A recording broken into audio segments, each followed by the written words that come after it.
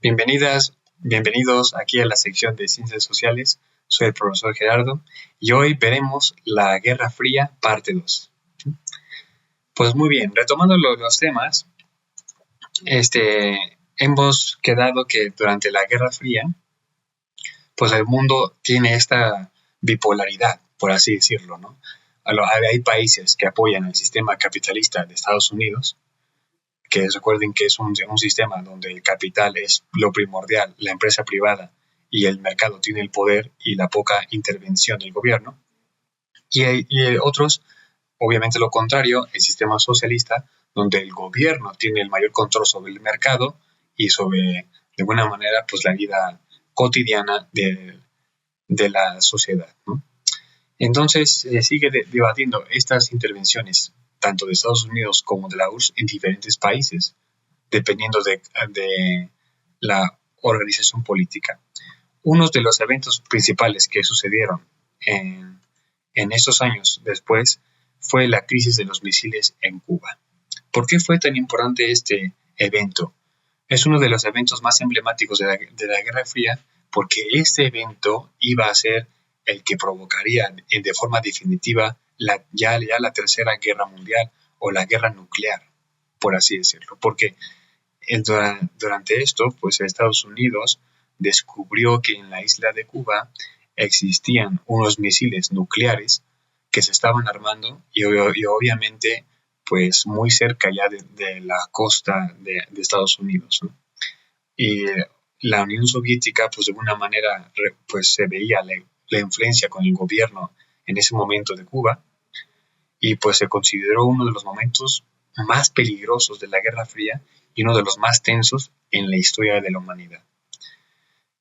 Pero gracias a la diplomacia entre obviamente los embajadores y los diplomáticos, tanto de la Unión Soviética como de Estados Unidos, la crisis se resolvió con un acuerdo entre pues Washington y Moscú para desmantelar los misiles en Cuba y que Estados Unidos se comprometió a retirar los misiles que también tenía nucleares en Turquía, que apuntaban obviamente a la Unión Soviética, y no volver a atacar a Cuba.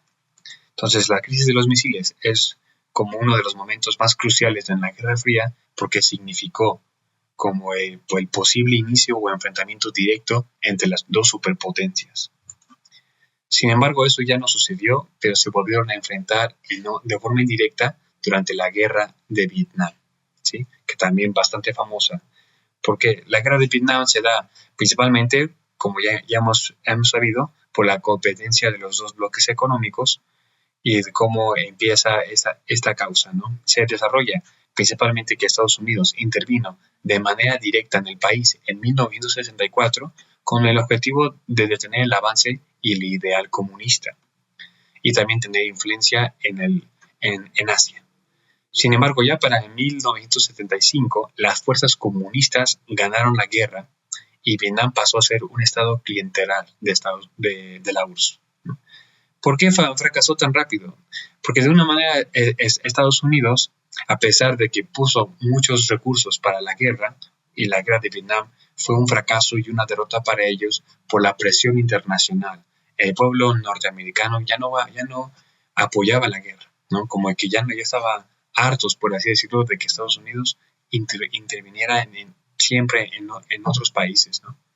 Y obviamente el movimiento social como y las diferentes protestas que hacían en Washington las personas, pues de esta manera dejó que la guerra fuera impopular y tuvo las tropas que retirarse, por así decirlo, de Vietnam, ¿no?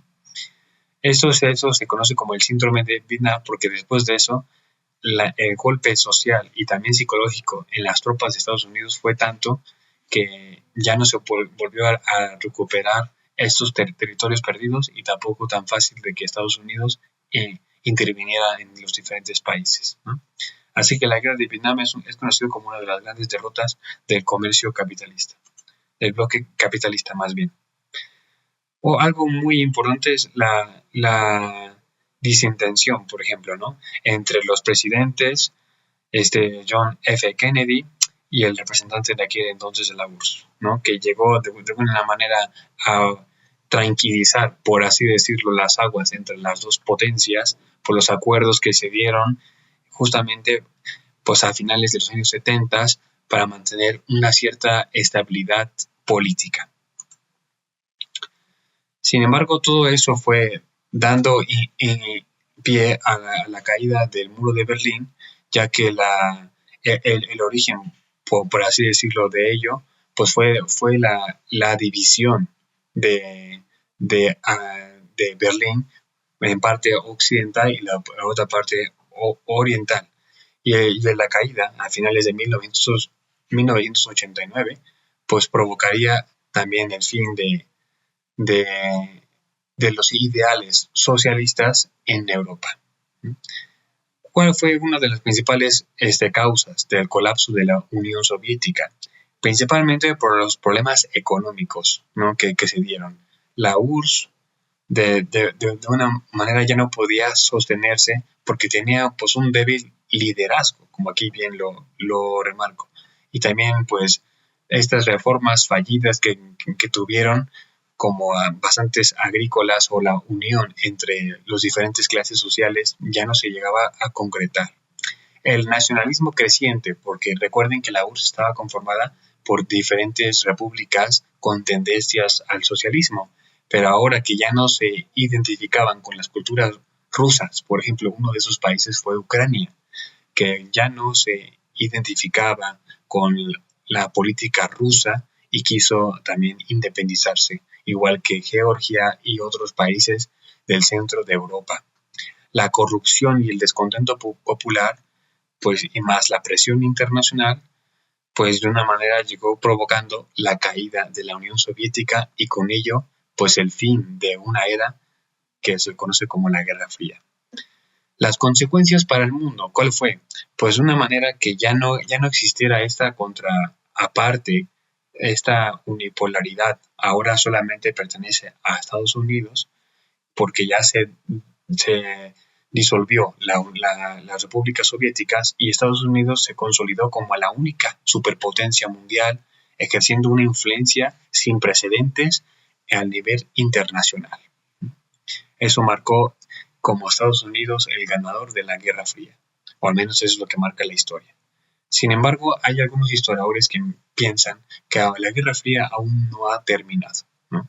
Con los actuales conflictos pues en Palestina, en Siria y también en Ucrania, que ha ido creciendo pues ahora con la Federación Rusa, que hasta poco a poco ha ido reclamando territorios como la guerra con Ucrania, ¿no? Que ahorita que también conocemos actualmente. Sin embargo, del resumen que podemos mencionar, la Guerra Fría fue un enfrentamiento entre las dos superpotencias del momento y de cómo poco a poco ese enfrentamiento pues fue moldeando la política, la economía y la sociedad de diferentes países. No solamente esta superpotencia, sino en Asia, en África, incluso en América, ¿no? Como podemos ver en el caso de Cuba, Venezuela, entre otros, ¿no? Como de alguna manera la Guerra Fría todavía sigue marcando gran parte de la historia moderna de nuestra humanidad, por así decirlo.